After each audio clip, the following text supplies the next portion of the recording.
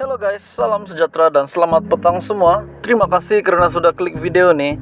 Dalam video kali ini saya akan menyampaikan info berkenaan dengan top 5, top 5 ahli politik Malaysia yang telah mensalahgunakan kuasa mereka. So, kita sama-sama selidiki siapakah dia 5 orang ini. 5 ahli politik Malaysia yang disabitkan kesalahan salah guna kuasa. Bagi mereka yang terlibat dalam politik, mereka sudah pasti mengenali asam garam yang perlu ditempuhi. Menjadi seorang ahli politik yang berpengaruh adalah sangat susah, apatah lagi apabila banyak pihak mulai hadir menawarkan bermacam ganjaran untuk bantuan yang boleh diberikan. Di sini nama pertama yang telah menyalahgunakan kuasa adalah yang pertama, yaitu Dr. Muhammad Kirtoyo. Pada bulan September tahun 2015, Mahkamah Persekutuan mengumumkan pengekalan hukuman penjara 12 bulan ke atas bekas Menteri Besar Selangor itu, seorang dokter gigi Dr. Kirtoyo yang seringkali diingati dalam nada negatif akibat pemberian penyapu kepada kaki tangan kerajaan Selangor yang tidak mencapai prestasi memuaskan. Sementara itu pula, beliau selamat menjalani hukuman di penjara Kajang selama 6 bulan dan dibebaskan lebih awal dengan pengawasan pegawai payroll pada bulan Mei tahun 2016. Seterusnya pula, yang kedua adalah Dato Sri Harun Idris. Allahyarham Dato Sri Harun Idris merupakan seorang ahli politik yang populer yang pernah menjawat jawatan Menteri Besar Selangor. Dan dia ditangkap pada 24 November 1976 atas 16 tuduhan rasuah dan salah guna kuasa. Pada ketika itu, beliau yang memegang jawatan pengurusi bank rakyat didakwa menggunakan kedudukan tersebut untuk memanipulasi jualan saham bank tersebut. Akibat daripada tindakan itu, beliau dijatuhkan hukuman penjara 4 tahun.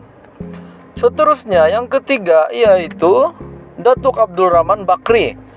Nama beliau mungkin kurang menyerlah berbanding individu lain dalam senarai ini.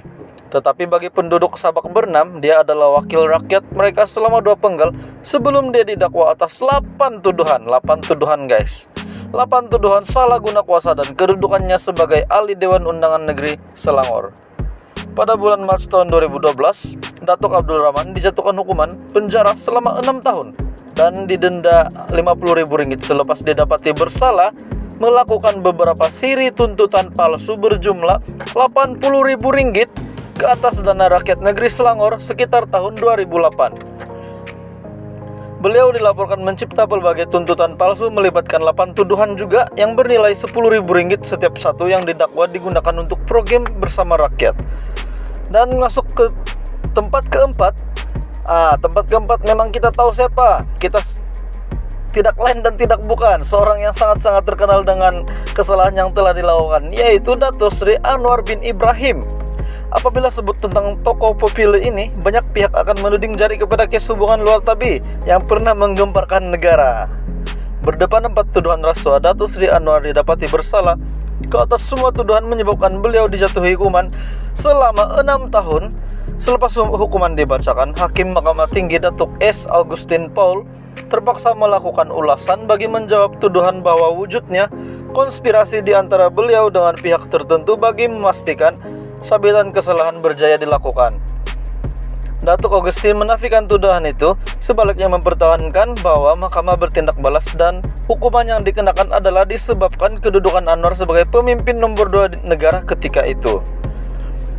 Masuk ke tempat kelima, beliau juga adalah salah satu tercalon dalam ahli politik yang menyalahgunakan kuasa. So, yang kelima adalah Datuk Sri Najib bin Abdul Razak. Bekas Perdana Menteri Malaysia ke-6, Datuk Sri Najib yang populer dengan gelaran bosku.